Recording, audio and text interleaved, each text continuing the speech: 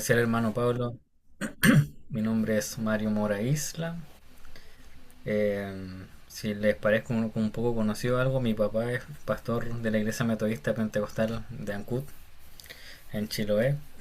Y bueno, voy a impartir esta clase de griego koiné, griego bíblico.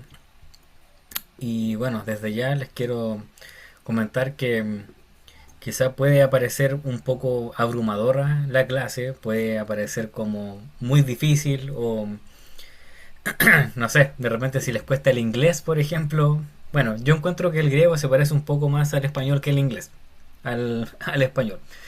En ese sentido se parece un poco más, igual como por nuestro contexto cristiano hay algunas palabras que nosotros ya conocemos, por ejemplo, hoy en día se usa mucho la palabra koinonía y ese tipo de cosas del griego. Pero quiero alentarlos a que puedan seguir estudiando, que puedan esforzarse a recordar las palabras porque es bastante valioso conocer los idiomas. Si bien es cierto, no es trascendental para predicar la palabra, porque bueno, lo más trascendental para predicar es el Espíritu Santo, obviamente, predicar desde la palabra, pero esto tiene un valor súper importante porque al Señor le plació dejar su palabra escrita en un idioma y por algo es. Dios no hace nada como al azar ni porque no había otro recurso. El Señor lo quiso así. Entonces es también tarea de nosotros intentar comprender este idioma para poder llegar tal vez un poco más profundo en lo que el Señor quiso decir a estas personas, a los receptores originales y también a nosotros obviamente porque la palabra es eterna. Entonces, como les decía, la Biblia no fue escrita en español, ni en inglés, tampoco en latín, a pesar de que la Iglesia Católica la masificó bastante, sino en idiomas históricos concretos, como sabemos, por ejemplo, el hebreo, el arameo, el griego. Y bueno, conocer estos idiomas a nosotros nos abre una ventana para comprender con mayor profundidad el mensaje del Señor. Entonces, por ejemplo, tenemos en el Antiguo Testamento el hebreo bíblico, que es un idioma bastante profundo, bastante poético, con mucho ritmo, sobre todo en los salmos, podemos ver eso. Tiene mucha metáfora, muchas imágenes y que tienen obviamente una carga teológica también. Y también lo vemos en el arameo, por ejemplo, que en Daniel y Esdras hay más que en otros lados. Y este era el idioma franco, el idioma que utilizaba el común de la gente en la época de Cristo. Sin embargo, a pesar de la importancia del hebreo, sobre todo en el culto religioso de la época del Señor, el idioma que se utilizó para comenzar el cristianismo es el griego koiné. Vamos a ver un poco más profundamente después por qué este idioma, cómo nace este idioma. Entonces, el griego koiné forma parte central del estudio cristiano.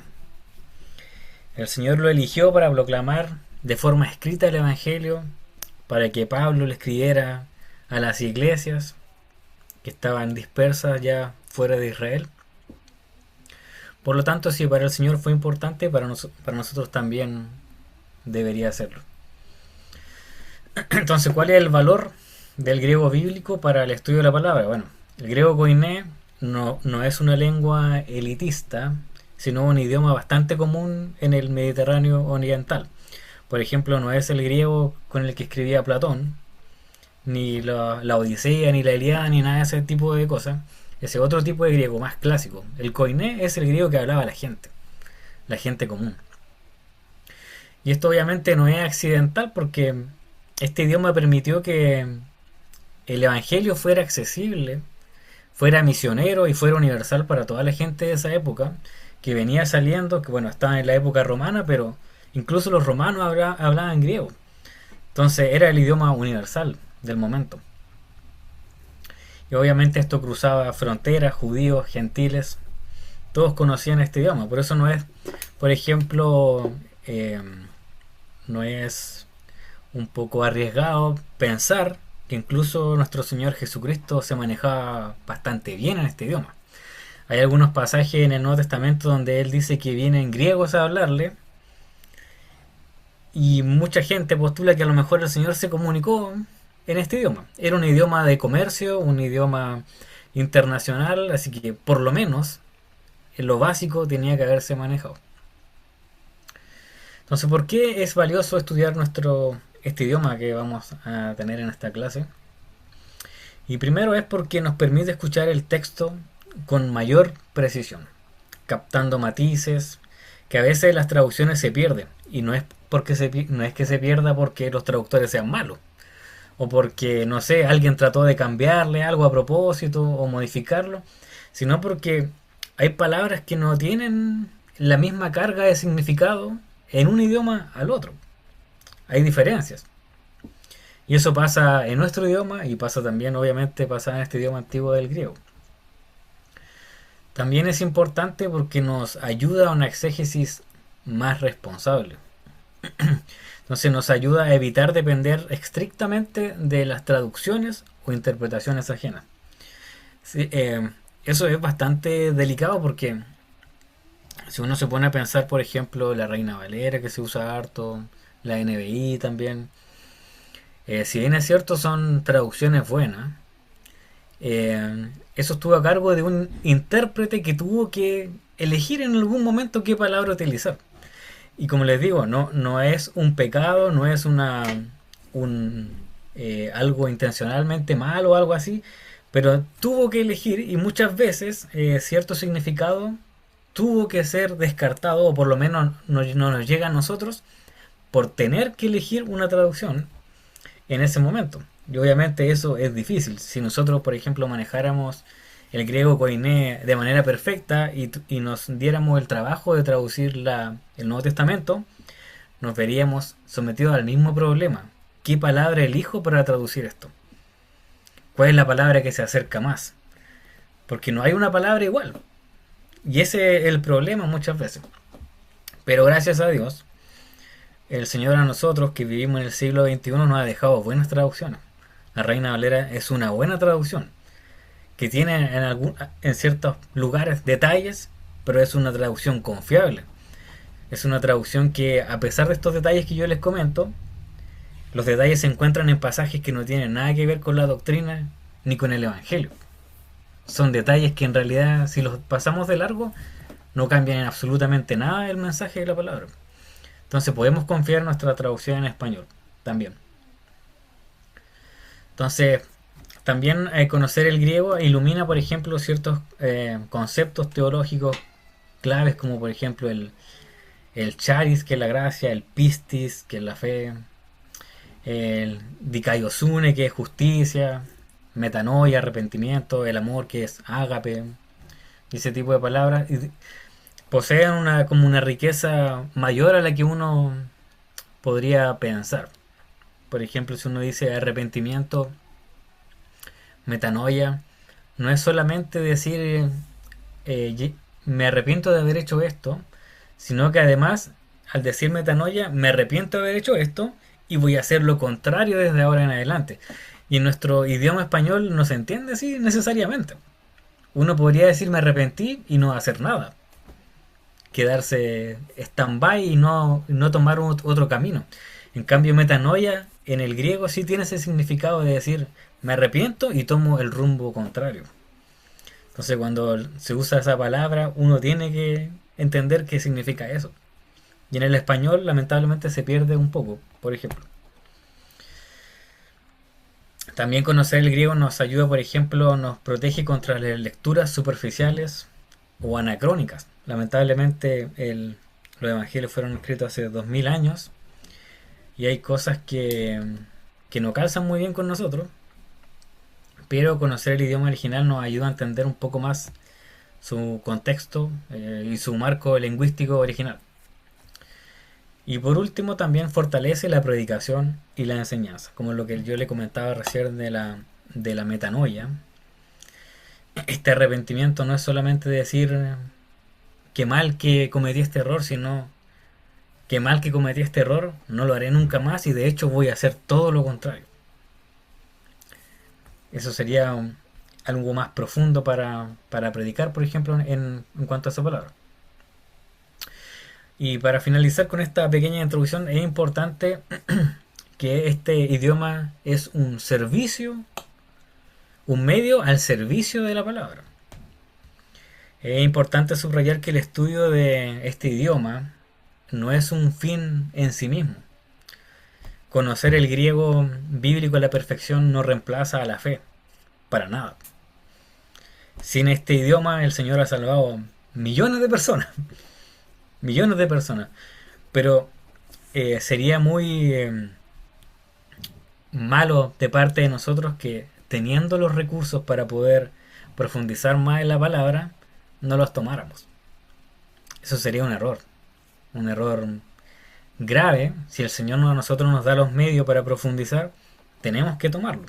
Por ejemplo, nuestros pastores hace 50 años, yo creo que el 99% no tenían los medios y no podían, porque no existía la forma. Y aún así el Señor utilizó la palabra para salvar a millones de personas, a mucha gente en nuestro país sobre todo. Pero hoy en día nosotros tenemos otra responsabilidad, otra carga, que el Señor dispone los medios y tenemos que utilizarlo. Entonces, como les decía, esto no reemplaza la fe, no reemplaza la obra del Espíritu Santo en las personas, sino que es una herramienta que tiene que ser utilizada de forma humilde para entender mejor la palabra del Señor. Entonces, en definitiva, acercarse al griego bíblico es como acercarse con mayor atención al texto que el Señor inspiró, con deseos de entender mejor, para creer mejor, para enseñar mejor, para predicar mejor y finalmente para vivir mejor el Evangelio, para vivir nuestra vida en santidad como el Señor lo ha querido. Entonces, bueno, les quiero compartir ahora la clase. Entonces, bueno, primero quiero compartir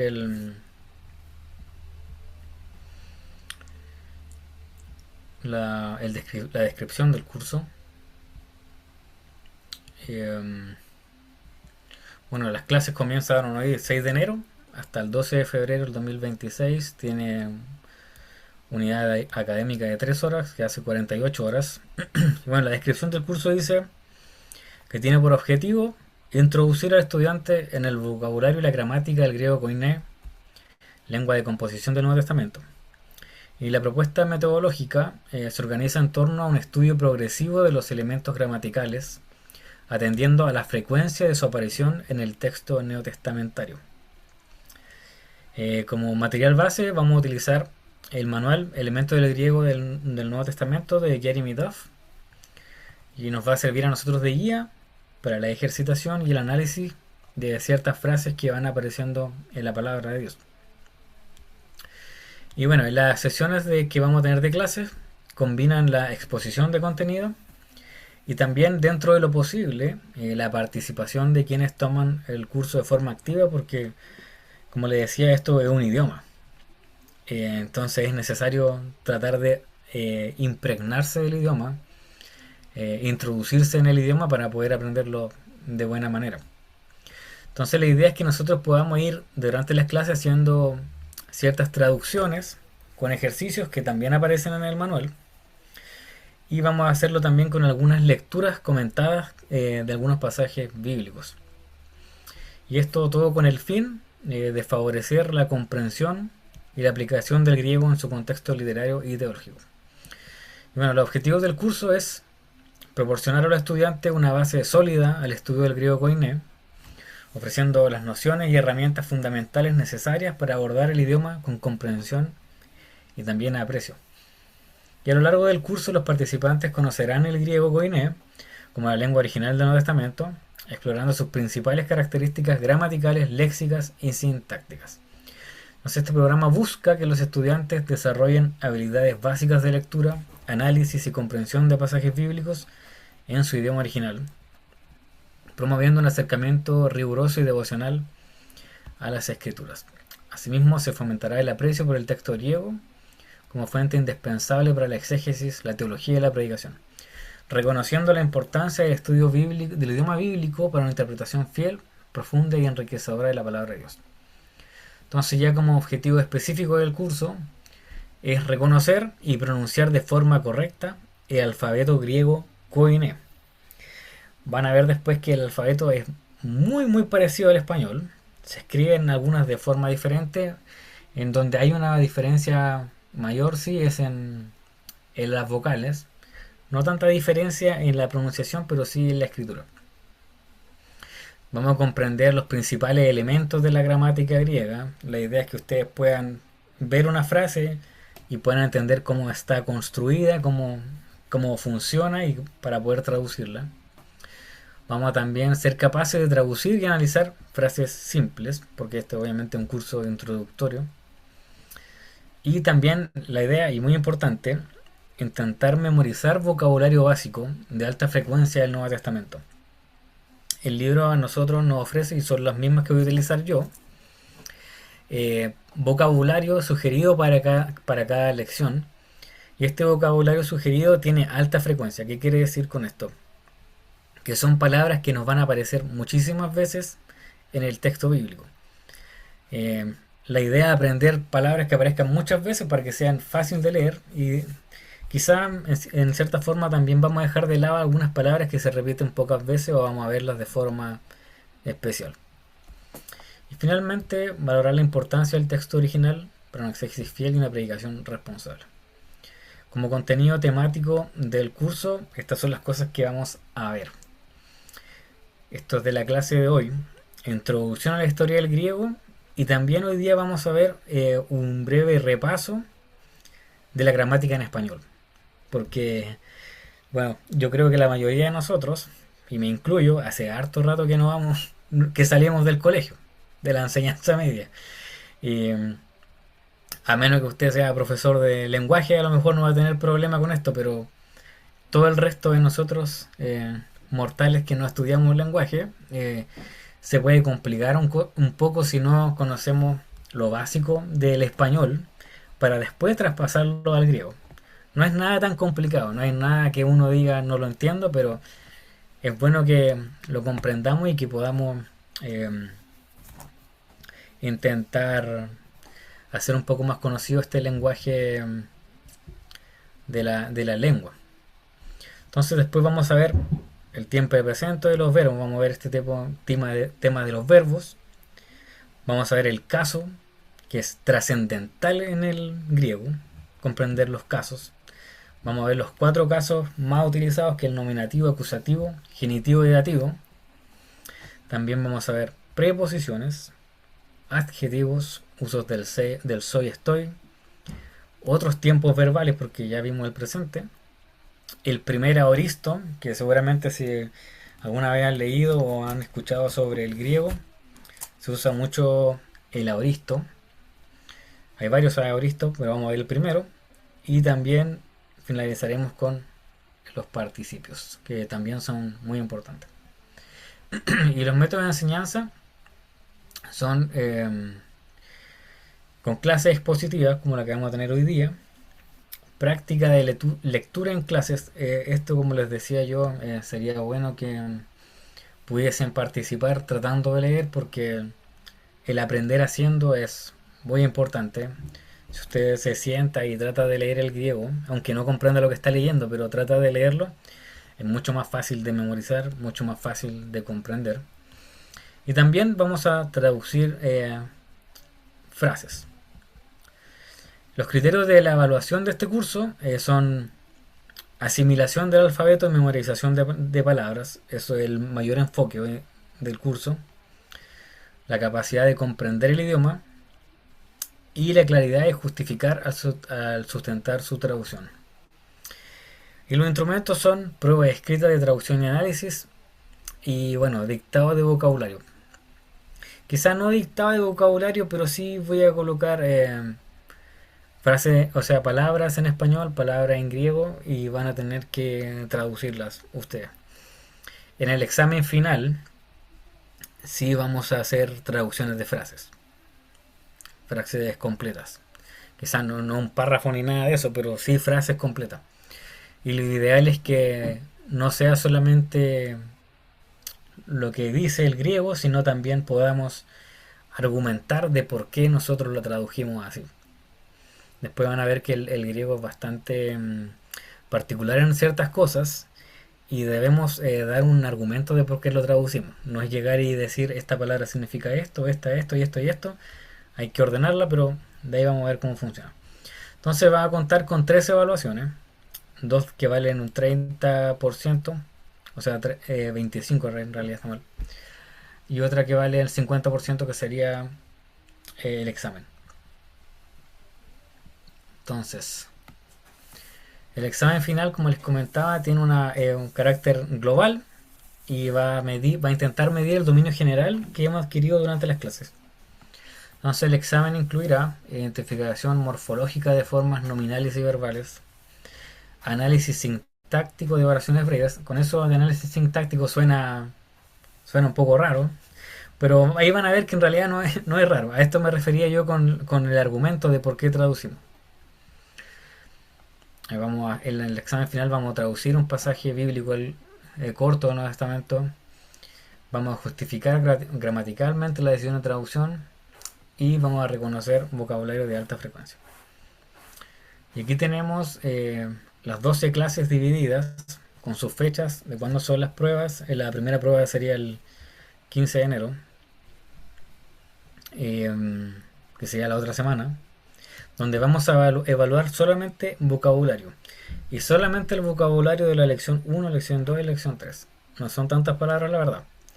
Entonces, ahí vamos a evaluar vocabulario en la prueba 1. Después, el 29 de enero, vamos a evaluar vocabulario con la prueba 2. Y el examen final que va a abarcar vocabulario y también gramática de todo lo que hemos visto. Aquí una bibliografía bastante grande de lo que podemos usar si alguien la necesita o si no la tienen. También pueden pedirlo. Y bueno, voy a compartir ahora la clase.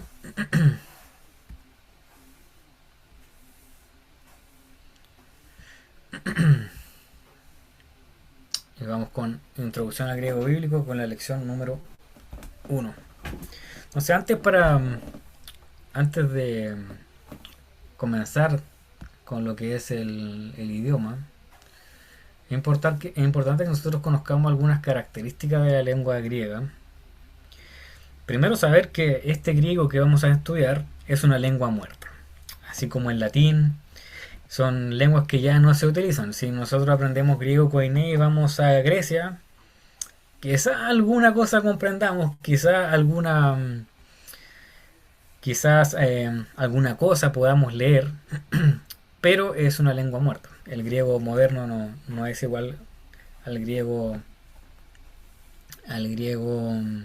del Nuevo Testamento. No es igual al hebreo, que el hebreo, si bien es cierto, también es una versión moderna, que no es igual al Antiguo Testamento, pero sí tiene más conexiones, sí tiene más cosas que se parecen. Se podría utilizar un poco más. Tenemos también que es una lengua de la zona indoeuropea, que es flexiva y que tiene S o B, que significa sujeto,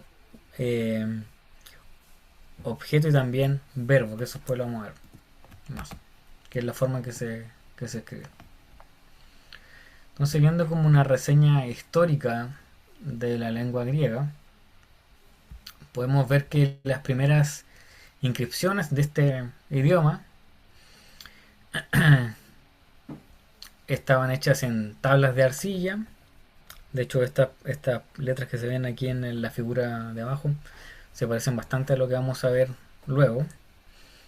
Y era un alfabeto silabario con ideogramas. Como pueden ver, es un idioma bastante antiguo, 1300 antes de Cristo, y obviamente también tuvo su evolución. Las primeras inscripciones en alfabeto, ya como un alfabeto construido, fueron en el siglo 8 antes de Cristo. Y aquí vemos cierta evolución. Hay al cierto parecido también con el hebreo. no tan grande, pero hay cierto parecido. También con alfabetos griegos de otras partes, como yo les digo, este griego koiné no es el único griego, pero es el griego que se utiliza en el Nuevo Testamento, por lo tanto, en ese nos vamos a enfocar. Entonces, en cuanto a los dialectos griegos, como les dije, son varios y están asociados a un territorio que es Grecia y todo lo que era Asia, cierta parte de Asia y también Europa, que fue la época que conquistó Alejandro Magno. Y también tenemos esta relación entre dialectos y géneros literarios, como por ejemplo la Ilíada y la Odisea, que tiene un dialecto diferente al que vamos a ver, que es jónico con influencia eólica, que está un poco más asociada con con el griego clásico. Entonces aquí podemos ver un mapa de los lugares donde se hablaba griego y sus diferencias. Por ejemplo, el griego que estaba aquí en Atenas era un poco diferente al de Éfeso y al de Mileto. Seguían siendo griego, pero eran diferentes dialectos. Pero esto se ve más en el periodo clásico. Como reseña histórica, tenemos que el siglo de oro de este idioma, del griego clásico, del griego de los filósofos, se dio más en el siglo V, siglo IV, donde había este poder de los griegos militar, como les decía, de Alejandro Magno, que fue incluso llegó a conquistar en la época la tierra de Judea, y por eso que se usa estos idiomas por los escritores cristianos, que era un idioma conocido, como les decía anteriormente. Y es este griego clásico el griego del esplendor cultural ateniense, el griego de Platón, de Aristóteles, de Sófocles, de Sócrates, que es un griego, por decirlo así, de alta alcurnia, de gente de la alta esfera. En cambio el koiné es más del pueblo, era más utilizado por la gente normal. Y como les decía también anteriormente, este idioma se masificó por Alejandro Magno, que conquistó gran parte de Europa y Asia. Y no solamente esto trajo el idioma a las zonas conquistadas, sino también una helenización e internacionalización del griego koineo, también griego helenista se llama. Es por eso también que nosotros vemos, por ejemplo, que el Antiguo Testamento está escrito, la Septuaginta está escrita en griego, está escrita en griego. Y vamos a ver también que muchos autores bíblicos del Nuevo Testamento, cuando citan el Antiguo Testamento, están citando, sobre todo Pablo, está citando esta traducción de la Septuaginta. O sea, incluso está citando un Antiguo Testamento griego. A ese nivel de internacionalización y de influencia llegó este idioma al pueblo de Israel. Y vemos, como les decía, la Septuaginta, que se hizo 3 siglos antes del nacimiento de Cristo. Y después vemos que se empezó a adaptar del quinto al decimoquinto, con un griego de Bizancio hasta Estambul, que ya sería como en Turquía, hasta que llegamos al griego en el Renacimiento de Erasmo, y también que desde donde sale el griego moderno. Este griego en el Renacimiento de Erasmo es importante. A este Erasmo me refiero a Erasmo de Rotterdam. ¿Por qué? Porque él retomó este griego, lo puso a la palestra en la época medieval, a la época de Martín Lutero, y el griego que nosotros manejamos hoy día en la parte latina del cristianismo, el griego, por ejemplo, que usa la Iglesia Católica, la Iglesia Protestante, nosotros mismos como evangélicos chilenos, si estudiáramos el griego, tiene mucho que ver con el origen de este griego que trajo a Erasmo en la época medieval. Si nosotros comparáramos nuestro griego koiné, como les digo, con origen de Erasmo, y lo comparáramos con el griego koiné de la Iglesia ortodoxa, por ejemplo, griega, el alfabeto es el mismo, la traducción es la misma, pero la pronunciación es completamente diferente.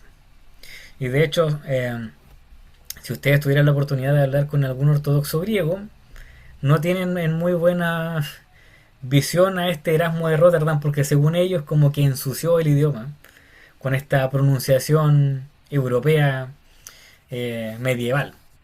Pero esa es la pronunciación que manejamos la mayoría hoy en día en el occidente, que viene de Erasmo de Rotterdam. Eso como un dato extra del griego koiné y la pronunciación. Entonces algunas reflexiones sobre el idioma. Entonces este idioma griego koiné es un instrumento de la revelación con propiedades lingüísticas de gran precisión que aseguraron la transmisión de un mensaje sumamente claro y específico.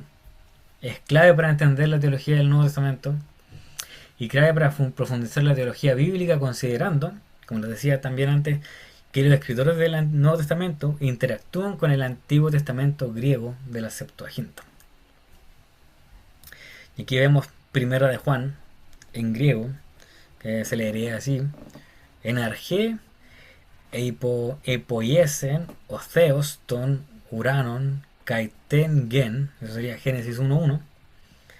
Así parte el Génesis 1.1, dice enargé. Y la Septuaginta, o sea, eso sería la Septuaginta. Y Juan 1.1 dice enargé en hologos, kai hologos, en proston theon, kai theos en hologos. Entonces en el principio era el verbo y el verbo estaba con Dios, eso es lo que está diciendo aquí. Entonces con las clases, hermano, por lo menos usted debería ser capaz de poder leer esto fluidamente como lo acabo de hacer yo. Por lo menos ese es el objetivo principal, o sea, no principal, pero primero, que pueda leer en griego. Y bueno, aquí ya entramos ya a tierra derecha en cuanto al idioma. Yo aquí estoy siguiendo el orden del libro, también estoy siguiendo el orden en el que me pasaron a mí este idioma. Yo lo estudié un año entero y también está basado en este libro, así que es bastante confiable. Y vamos a ver ahora las letras del alfabeto griego. Vamos a ver dos tipos, la letra griega normal y mayúscula, que es diferente.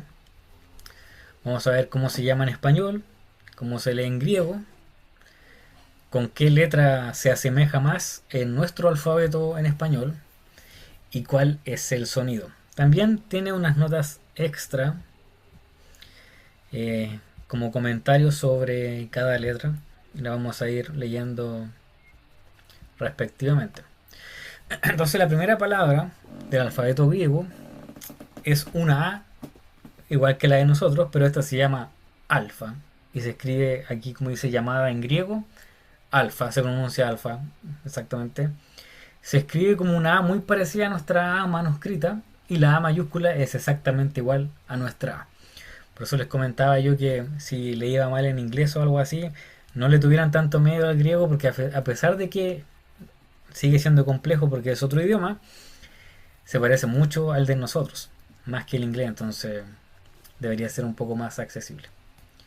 La segunda letra que tenemos es una B muy parecida a la de nosotros. Hasta ahí vamos igual a nuestro idioma. Pero esta se llama beta. Beta. Y tiene que ser pronunciada con B, así como una B fuerte como de boca. Beta. Y vemos que en mayúscula se escribe exactamente igual a nuestra B mayúscula. Y la B minúscula tiene ciertas diferencias, tiene como una colita aquí, si la podemos ver, y se llama beta como boca. Como dice la nota número 2, es un bilabial oclusivo, entonces beta. No es como vaca, que no tiene este bilabial oclusivo, es beta. Y bueno, en la nota 1 dice que hay 7 vocales en el griego, que después las vamos a ver. La tercera letra, y aquí ya cambia. En nuestro alfabeto sería la C, aquí ya no. Aquí va a la gamma. Se llama gamma, se escribe muy parecido a una Y, a la nuestra, se parece bastante la verdad. Y la mayúscula ya es muy diferente a cualquier letra de nosotros, incluso diferente a su minúscula. y se llama gamma y se pronuncia exactamente igual que nuestra G, como gato. Es lo mismo. Acá hay una particularidad que cuando vemos dos gamas juntas, que sería como GG para nosotros, se pronuncia como NG, como en ángulos. Y por ejemplo lo vamos a aprender muy rápido, muy al principio de nuestras lecciones, porque por ejemplo está la palabra ángelos. Y se escribe no con NG, sino con 2G. Ángelos, que significaría ángel. Tenemos después la cuarta letra, que es la delta, que tampoco se parece a nada a la de nosotros. Y se hace como un triángulo en la mayúscula. Aquí vemos cómo se pronuncia delta. Y es una D exactamente igual a la de nosotros, como de diente. De ahí pasamos a esta E, que se escribe igual que la de nosotros, la mayúscula también, pero esta se llama epsilon. Esta E se llama epsilon. Y es igual a nuestra E, pero es corta, porque hay una larga, como en queso. Así se debería sonar esta E, como en queso. Y vemos ahora también la última de este cuadro, que sería la Z, y se pronuncia como una S en inglés. Por ejemplo, en inglés no dicen somos, sino dirían como somos. Como una S un poco más larga, somos. Entonces esto se pronuncia como Z. Y la Z se escribe igual que nuestra Z en mayúscula, pero completamente diferente en minúscula. Al principio esto puede ser un poco complicado, pero si practicamos bastante la lectura, vamos a entenderlo bastante fácil. Aquí vemos al lado de las notas nuestras vocales A, E, I, O, U. Como pueden ver en las cortas es casi igual a la de nosotros. Vamos a ver que hay ciertas diferencias. Sí. A ver si lo tengo en la otra. Vamos a verlo de inmediato. No lo tengo especificado. Bueno, la A corta es igual que nuestra A. Esta E, que sería una epsilon, es igual que la de nosotros. Se pronuncia E. La I se pronuncia I. La O se pronuncia O. Pero esta especie de U es diferente. Mucha gente la lee como, por ejemplo, la palabra, seguramente han escuchado esta palabra. Hay gente que la lee la palabra siervo o esclavo en griego, que podría leerla como Kyrios. Esa tiene esta U aquí. En el K-U sería Kyrios. Y se pronuncia Kyrios y no Curios porque parece una U. Hay gente que le dice Curios, otro le dice Kyrios, pero la pronunciación más cercana al original sería como Kyrios. Kyrios. Es como una I pero con una boca de U. Como una I un poco parecida a lo que se usa en Francia, al francés, como Kyrios. Kyrios. Esa sería como la U. Esa sería la pronunciación correcta. Y la larga sería una A más larga, E más larga, I más larga, O más larga y U queda exactamente igual. La I queda exactamente igual, la A queda exactamente igual, pero la E tiene una E más larga, la O tiene una O más larga. Y en nuestro idioma y en nuestra pronunciación no va a influir mucho, pero tenemos que saber que esta que parece una N no es una N, sino es una E más larga. Y esto que parece una W no es una W, sino es una O más larga, que se llama Omicron. Después lo vamos a ver más detenidamente. Esta es la parte más aburrida, hermanos, de la clase, porque cuando empecemos a leer y ver los casos va a ser un poco más divertido. Entonces, tenemos esta E larga que les acabo de mostrar yo, que parece una N, pero se escribe mayúscula como una H, un poco enredado. Lo ideal, hermano, es que ustedes escriban este alfabeto en un cuaderno, en alguna parte. Yo estudié así, por lo menos yo me hacía pruebas solo. Colocaba solamente las letras y al lado trataba de recordar cómo era. Y la verdad que haciéndolo un par de veces, después ya es fácil. También me hice como tarjetas donde tenía en un lado el nombre y atrás cómo se escribía y lo iba repasando. Se puede, hermano, cuando, como se dice, el querer es poder. Y se puede aprender este idioma. Así que con paciencia nomás. Entonces esta E larga se llama eta. Se pronuncia como una E larga, básicamente. Eta. Tenemos esta otra que también se llama Z, pero la otra era como Z, y esta es más parecida a una Z como española. También se parece a lo que vemos en inglés como think. Think sería como Z. Por ejemplo, en una palabra que se entienda, en griego tenemos la palabra anthropos, que es igual como antropo en español, que por ejemplo el estudio de la antropología, que es el estudio del ser humano. Antropología, eso viene del anthropos griego y se pronuncia anthropos con esta Z, anthropos. Se pronuncia como una Z de zanahoria, es lo más parecido a nosotros. Tenemos esta I, que es igual a la de nosotros, pero se llama iota. Y es una I corta como en 5. No es iota, iota, es iota. Bien junto. Tenemos la capa, que es igual a nuestra K. Capa se dice. Y se pronuncia como una C, como en casa.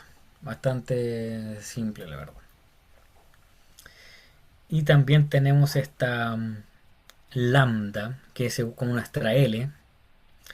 Y es como una A sin la rayita del medio. Lambda. Y esta letra se usa bastante, hermano, en el griego, así que esta hay que memorizarla. Aparece mucho.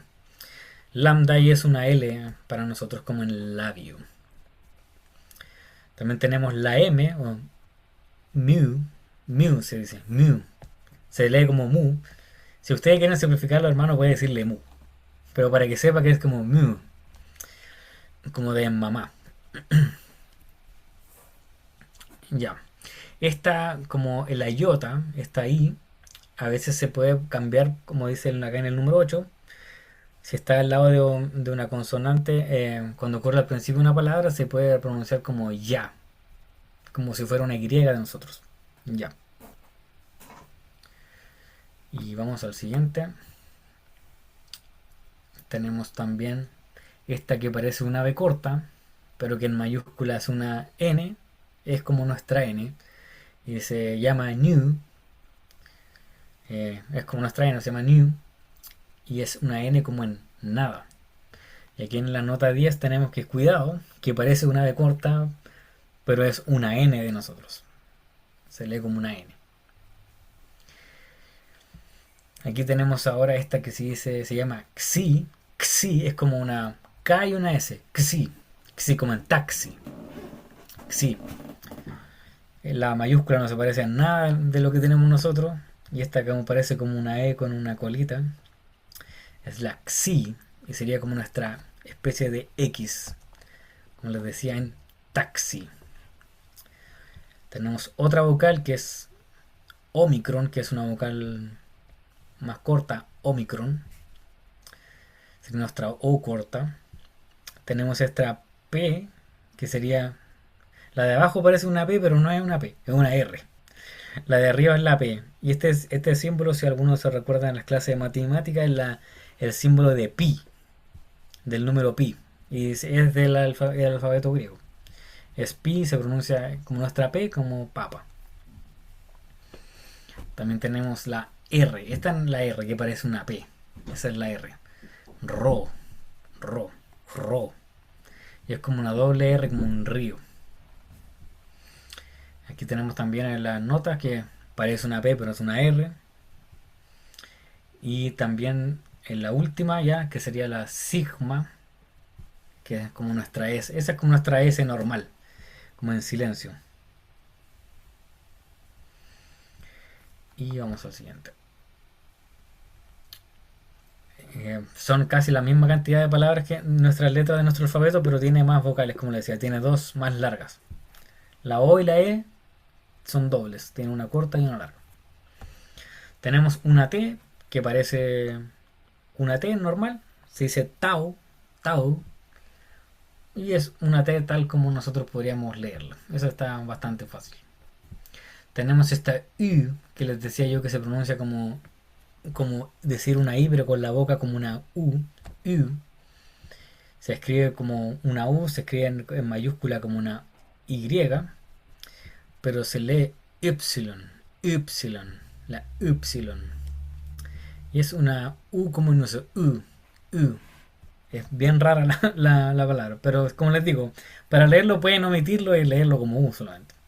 No van a venir los ortodoxos griegos aquí a enojarse con nosotros porque lo estamos pronunciando mal. Tenemos también la que funciona como una F, que es Fi, que es círculo con una línea entre medio, Fi, y se pronuncia exactamente igual como nuestra F, como en faro. Y en algunos, aquí en las notas 17, en algunos textos, si usted tiene algún texto de griego, puede aparecer como una PH, como que también se pronuncia fa, como f, pero es un tema de... Muchas veces se traducen del inglés y el inglés lo va a traducir esta F como PH, pero es F en español. Tenemos esta X que se lee ki, sería como, como nuestra J en jabón. Y en otros idiomas se lee como CH. Esta G se lee, por ejemplo, Cristo en griego, Christos. Se empieza con esta letra, Christos. Tenemos también después la psi como de psicológico, pero se pronuncia más la P. Es como decir psicológico. Y se lee psi. Y es como una U con una línea al medio. Y ya tenemos la última letra, que es esta una O larga, que es omega, que parece una W, y esto parece como una herradura en mayúscula. De aquí viene, por ejemplo, la frase de que el Señor, por ejemplo, es el alfa y el omega. O sea, el primero y el último dice una alabanza. El alfa del alfabeto griego y el omega, que es la última letra del alfabeto griego. El alfa y el omega. Pues ahora no se van a olvidar que el alfa es la A y el omega es una O, pero una O larga en el alfabeto griego. Hay algo importante que nosotros tenemos que recordar en cuanto a la pronunciación. Estas se llaman respiraciones o espíritus. Espíritus es media rara la forma de llamarle, pero básicamente respiración yo incluso creo que se entiende mejor porque es, por ejemplo, tenemos esta palabra en el ejemplo que se dice agios, se lee así como agios con una H, y se coloca H porque la alfa, la primera letra de esta agios, tiene como una coma encima. Cuando la coma encima está mirando hacia la derecha, se pronuncia como una J o una H inglesa. No sería agios, sería hagios, hagios, hagios. Entonces, esta respiración se llamaría como una respiración áspera o espíritu áspero, hagios. Entonces, si no sería agios, sería hagios, porque tiene esa coma mirando hacia la derecha. Hagios. Y si pasa que tiene una coma, pero mirando hacia la izquierda, eso se lee como una A normal. Y aquí se leería, como les decía yo, que la gama, cuando está junta, se lee como NG. Ángelos. Ángelos. Normal, con una A normal. Ángelos, que sería ángel. Ángelos. Entonces, repitiendo. Cuando la coma está mirando hacia la derecha, se lee como una J. Hagios, que sería santo, que es un adjetivo, hagios. Y eso sería una respiración o un espíritu áspero. Y tenemos la coma mirándose a la izquierda, que no se pronuncia, solamente se lee la vocal. Ángelos, que significa ángel. Toda vocal griega, esto es importante, ya sea la alfa, la eta, la E, la I, la O, el omicron, el omega, la epsilon, al principio de una palabra tiene que tener una respiración. Todas tienen, porque así a nosotros nos dice cómo se pronuncia esa letra. Por ejemplo, dice las respiraciones, los espíritus se escriben encima de la letra. Esta A, la primera A sería A, la segunda sería Ja, esta sería E, G, Jo, O, G, E, hi, u, i, no, hi, i, jo, o. Y así uno va diferenciando cómo se pronuncia. Esto es netamente pronunciación, hermano. No tiene nada que ver eh, con interpretación. Pero es importante para que podamos aprenderlo a leer como corresponde. Aunque la respiración que tiene arriba no se pronuncie, se tiene que escribir encima de la vocal para saber si es con ja o para reconocer la respiración, básicamente. Pasan esto de diptongos y iota suscrita. Es más simple de lo que uno entiende. Eso de diptongo, hermano, suena raro, pero es básicamente cuando se juntan dos vocales. Por ejemplo, en la palabra Tailandia hay dos vocales juntas, la A y la I, y eso se llama diptongo. No sé por qué tendrá ese nombre tan extraño, hermano, pero es básicamente que se junten dos vocales. No tiene ninguna ciencia más que eso.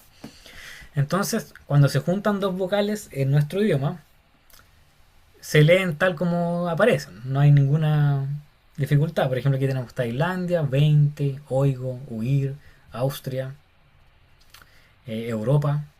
Pero en el griego, cuando hay dos vocales que se juntan, hay ciertas cosas que no se pronuncian igual. Por ejemplo, una alfa y una iota, que sería ahí, igual que el de nosotros, se pronuncia igual que en español. Ay. Cuando se juntan esta E y esta iota, se pronuncia EI, exactamente igual que nosotros. 20. Cuando se junta esta O y esta iota, sería hoy, como en oigo, exactamente igual. Esta Y y esta iota sería UI, como en huir, no pasa nada.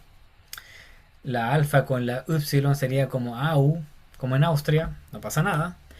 Pero aquí hay que tener cuidado. Cuando se junta esta O con la Y, está como OU, eso se pronuncia U. No U, no esta U francesa que le estoy diciendo yo. Una U igual como el de nosotros, como aquí dice sumo. Cuando se juntan estas dos se lee sí o sí U. No se lee OU, se lee U. Y la EU se pronuncia exactamente igual que en Europa.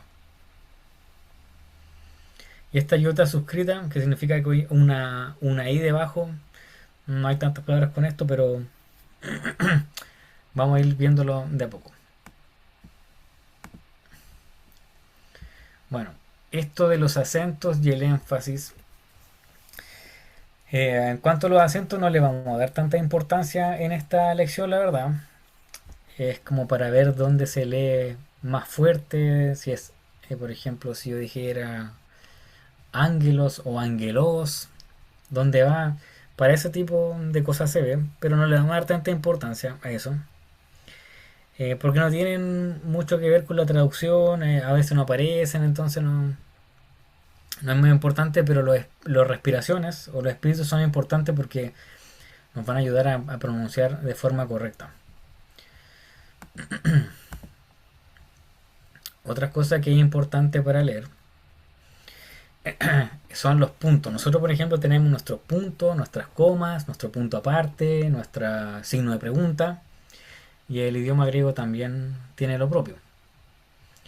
Por ejemplo, cuando hay un punto en contacto con la línea, o sea, el punto como el de nosotros, se usa como para finalizar la oración, exactamente igual como nosotros lo hacemos en español. Cuando aparece esta eh, como un acento o una tilde en español, es como la coma para ellos, como una coma para tomar una pequeña pausa. Cuando el punto está más arriba que la línea, es una pausa principal dentro de una oración. Y nuestro equivalente sería punto y coma o dos puntos. Como una pausa más importante. Y este punto está más arriba. Esto igual lo vamos a ir viendo con las lecturas. Y esto es lo más extraño de todo. El signo de interrogación de nuestro idioma, para ello es el punto y coma. O sea, cada vez que usted vea que hay una frase que termina con un punto y coma, esa es una pregunta. También tenemos lo que se llama elisión, que es básicamente cuando se juntan dos palabras, la letra final de la primera desaparece por un tema de pronunciación, por ejemplo. Eh, y se intercambia por esta especie de tilde o acento. Eso pasa si la primera palabra termina con vocal y la segunda empieza con vocal. Por ejemplo, aquí sería ala ego, pero cuando lo veamos escrito va a ser alego, porque son cosas que ellos hacen, pues se junta y se hace como una elisión, se llama como una fusión de las palabras. Entonces, este vocabulario, el que va a entrar, desde aquí ya empieza a contar para nuestra primera prueba de la próxima semana. Y son 7 palabras hebreas que están escritas en griego y son tal como suenan. Por ejemplo, aquí tenemos Abraham, Abraham, y como pueden ver en el Nuevo Testamento aparece 73 veces. Bastantes veces para ser un nombre propio. Tenemos también la palabra amén, que también significa en verdad, 129 veces en el Nuevo Testamento. Tenemos la palabra David, o algunos le pronuncian como David, David, David, que aparece 59 veces. Tenemos la palabra Rabí, que aparece 15 veces. Tenemos Jacob, Jacob, que es Jacob, 27 veces. Tenemos la palabra Israel, 68 veces. Y tenemos la palabra José, que sería Yosef en griego. Yosef. Y aquí como dato extra, la segunda palabra más corriente que más aparece en el Nuevo Testamento es Kai, que significa y. Como nuestra este y este otro. Es como una i, como de una suma para nombrar dos cosas. Entonces, bueno, estas palabras van a entrar, desde ya están en nuestra primera prueba de vocabulario. Como pueden ver, a pesar de que son nombres propios, aparecen muchas veces en el Nuevo Testamento. De hecho, el único que está aquí que aparece en el Nuevo Testamento es José. Y el resto son palabras del Antiguo Testamento y aparecen muchas veces. Y obviamente esa es la importancia del Antiguo Testamento para el Nuevo. Lo trascendental que es, por ejemplo, lo que se menciona a Abraham por parte de Pablo. Los temas de David, el decir amén, Israel, son palabras obviamente esenciales para el Nuevo Testamento y por ende también para el griego koine. Entonces, para ir ya finalizando la clase, esto es lo que yo les mencionaba como un repaso del idioma español. Bueno, hay que recordar ciertas cosas, y esto igual sería bueno que lo pudieran anotar. Hay clases de palabras. Si recuerdan del colegio, está el sustantivo, por ejemplo, como tenemos aquí el ejemplo amigo.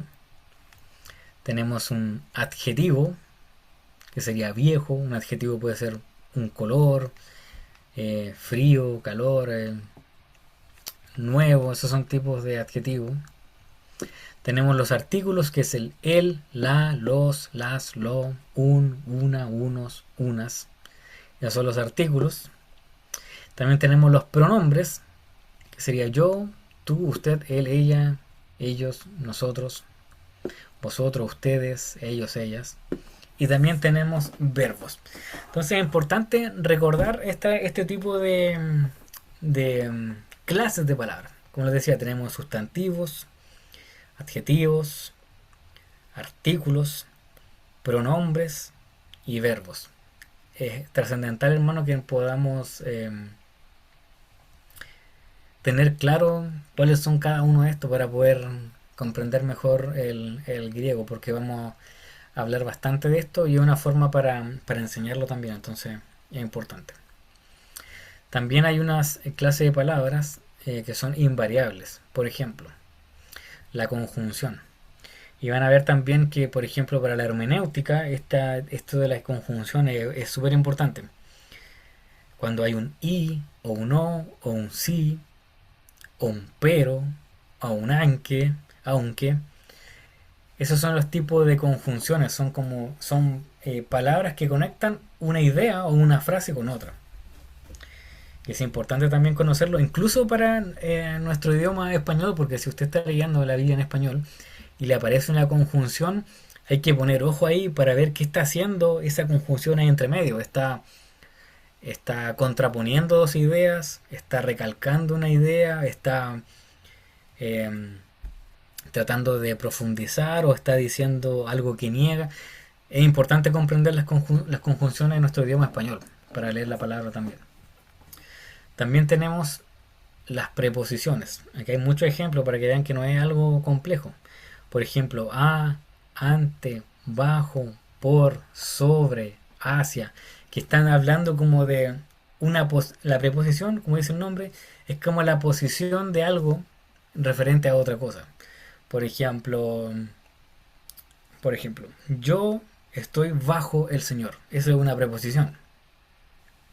O yo vivo por Cristo. Por Cristo está hablando de que yo hago algo por otro. Yo voy hacia tal ciudad. Es una proposición. También tenemos los adverbios. Esto igual lo vamos a repetir la próxima clase para que quede bien claro. Los adverbios habla, por ejemplo, también de posición o de cosas que están, por ejemplo, como dice aquí en los ejemplos, cerca, lejos, ahora, por ejemplo, siempre, nunca, después, todavía, antiguamente, sí, no. Y también tenemos las interjecciones que son o hay, que también se usan bastante en la Biblia, sobre todo en los salmos. O hay se usan bastante. Eso no lo vamos a ver tanto, la verdad. Pero por ejemplo, las conjunciones, preposiciones, adverbios, es importante, hermano, que lo tengamos muy claro para que podamos avanzar. Lo bueno sería que lo anotaran y también pudieran tener el ejemplo al lado, cosa que, aunque no sepan dar una definición clara de qué es una conjunción, ustedes las reconozcan cuando las vean. Eso es importante. Entonces, los pronombres personales, aquí estamos hablando de español, no de griego. Tenemos, por ejemplo, el pronombre personal singular sería yo y el plural sería nosotros. Yo y nosotros. Eso sería lo que se llama la primera persona. Yo y nosotros porque nos está incluyendo dentro de una frase. La segunda persona sería tú o vosotros y ustedes. ¿Por qué? Porque estoy hablando de otra persona, una segunda persona. Tú y ustedes. Y la tercera persona singular sería él, ella o ello. Y en plural sería ellos y ellas. Entonces tenemos tres personas. Yo, tú, él o ella en singular. Y tenemos tres personas en plural. Nosotros, ustedes, ellos y ellas. Eso igual es importante comprenderlo. Eso sería en lo que se llama como un caso nominativo. Esto también lo vamos a ir repasando, hermano, así que no se compliquen. Lo vamos a ver muchas veces. Le aseguro que esto le va a quedar clarísimo después de la lección. Incluso en el español lo va a entender. Después tenemos lo que se llama acusativo, por ejemplo, que tiene que ver con cuando la acción tiene que ver con la otra persona. Por ejemplo, me. Esto me pasa a mí. Es a mí lo que le está ocurriendo. Cuando le digo a otra persona, a ti, te pasa. O le pasa, o se pasa sería como, por ejemplo, en tercera persona. Y en plural, nos, les, por ejemplo, en nuestro idioma también les pasa. Y así. Tenemos también el dativo, la preposición obliqua, eso no lo vamos a ver en profundidad porque no, en realidad no lo vamos a usar mucho. Pero el acusativo y el dativo sí lo vamos a ir viendo eh, con mayor detenimiento porque eso lo vamos a pasar en nuestro idioma. También tenemos lo que se llama conjugación. Eh, como les digo, hermano, no se desalienten si parece que estamos hablando en otro idioma porque no es difícil. Se puede entender. Yo antes de tomar el idioma no me recordaba nada de esto porque yo no estudié lenguaje, pero me sirvió retomarlo y no es tan difícil. Entonces, para conjugar, uno necesita una persona, que es lo que vimos. Una de estas personas, por ejemplo, hagámoslo con yo. Esa sería una persona, o tú. Por ejemplo, vemos que esa sería la persona yo. Formas que no son personales, por ejemplo, si yo digo yo jugar, no es personal. Si se dice jugar, mirando, cantado, no necesita ni un tú, ni un yo, ni un él, nada. Uno puede decir cantado y no sé si estoy hablando de ti, de mí o de otro. Si yo digo jugar, no estoy hablando si él jugó o yo jugué, de nada. No tiene persona eso. El número quiere decir con la cantidad de personas. Y el modo significa, por ejemplo, indicativo, la información principal, sucesos reales y concretos. Subjuntivo, que después vamos a ir viendo, información secundaria. Y el imperativo, que son órdenes y peticiones. El imperativo también es bastante importante en la hermenéutica. Por ejemplo, si uno sabe distinguir bien un imperativo, se va a dar cuenta, no sé, por ejemplo, en una carta de Pablo, si lo que está diciendo Pablo es, o el Señor, es una sugerencia o es una orden. Por ejemplo, veamos en español. En Mateo 28, el Señor Jesucristo dice, id y haced discípulos. Ese id y haced es un imperativo, no es no es una sugerencia, está dando una orden. Y uno se da cuenta de eso por la forma en que está escrito en el griego. O sea, en el español igual no lo entiende, pero si uno ve el griego uno dice, es claramente un imperativo, no hay ninguna cosa que discutir. Ahí tenemos un imperativo cuando uno da una orden o una petición.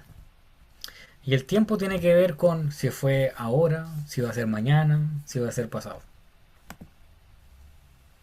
Entonces las formas no personales, ahí tenemos un infinitivo que es amar. Si yo digo amar, yo no sé si estoy hablando de mí, de ti, de ellos, no se sabe. Si yo digo amado, que ya sería participio, tampoco sé si quién es el amado. Yo, tú, no tiene persona. Y tenemos el gerundio amando, que tampoco tiene persona. Amando, ¿a quién? Pero yo puedo decir amando, amado, no necesito una persona para decirlo. Y tenemos en cuanto al indicativo y los subjuntivos, por ejemplo. Presente, yo amo. Esto sería una conjugación del verbo amar, por ejemplo. Yo amo, tú amas, él ama, nosotros amamos, ustedes aman, ellos aman. Eso se llama, cuando uno coloca ese yo, tú, él, eso se llama conjugar un verbo. Y eso vamos a hacerlo varias veces con el griego. Tenemos un futuro simple que, por ejemplo, yo amaré, tú amarás, es algo que va a ocurrir después. Él amará, nosotros amaremos, ustedes amarán, ellos amarán. Y en el subjuntivo, que también es presente, pero se ve diferente. Por ejemplo, yo ame, tú ames, él ame, nosotros amemos, ellos amen, ustedes amen, ellos amen. Es un poco extraño, pero es algo que está ocurriendo ahora, en presente. Después lo vamos a comprender mejor cuando hagamos las traducciones. Y también tenemos, por ejemplo, lo que se dice como pasado imperfecto. Por ejemplo, yo amaba. Esto es imperfecto. ¿Qué quiere decir con eso? Que es algo que antes ocurría, pero ya no. Yo amaba. Eso quiere decir que yo ahora no amo. Eso es que quiere decir que es imperfecto. Tú amabas, él amaba. Son cosas que antes ocurrían, pero ya no. El condicional simple significa que esto ocurriría si pasara algo. Por ejemplo, si tú, no sé, si tú fueras así, yo te amaría. Lo haría necesito una condición para que ocurra en el futuro. Por eso se llama condicional simple. Tenemos también aquí en el subjuntivo, si yo amara o amase, si tú amaras. Y ahí vamos a ir viéndolo. No hay que calentarse la cabeza mucho con esto por ahora, hermano. Pero por ejemplo, esto de la condición y del pretérito que significa pasado, eso hay que comprenderlo un poco más. Aquí ya no queda nada. Y el pasado perfecto sería yo amé, tú amaste, yo amo. Entonces, para recordarlo bien, el imperfecto termina en aba. Todo lo que sea en español con aba, amábamos, amaba, es imperfecto. Y cuando termina como algo concreto, yo amé, tú amaste, eh, amamos. Eso ya es como perfecto. Y del futuro siempre no lo vamos a ver tanto. Y aquí tenemos lo que decía imperativo. Ama. O sea, tú ama, es una orden. Usted ame, es una orden. Ustedes amen, eso es una orden. Y el imperativo. Entonces, hermanos, eso sería la clase de hoy. Un poco pesada, seguramente. Pero les invito a repasarlo. Yo le pasé el libro al hermano Paulo. Él tiene el libro que vamos a estar utilizando. Esto sería la lección uno, sí, la lección uno del libro. Eh, Como les digo, traten de memorizar las palabras, no se compliquen tanto con la terminología que usé del idioma español, porque con el griego, de hecho, se les va a ir haciendo más claro cómo funciona. Traten de memorizar las palabras, traten de escribir el alfabeto, de repetirlo, hacerlo en unas tarjetas, memorizarlo. Y hermanos, les aseguro que si ustedes hacen eso, aunque este curso dura solamente un mes y medio, le aseguro que usted va a ser capaz de comprender varias palabras y va a ser capaz de leerlo con una pronunciación bastante precisa. Entonces, hermanos, los animo a eso y hasta aquí llegaríamos con la clase. Muchas gracias, hermano Paulo.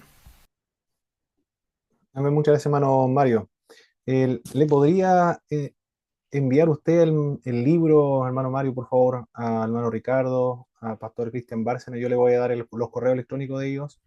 Y Ya, también si le puede dar una inducción o un ejemplo de modelo para descargar el libro. sí, yo lo hago. Se lo envío a los correos cuando me los envíe. Perfecto, listo, hermano Mario. Muchas gracias.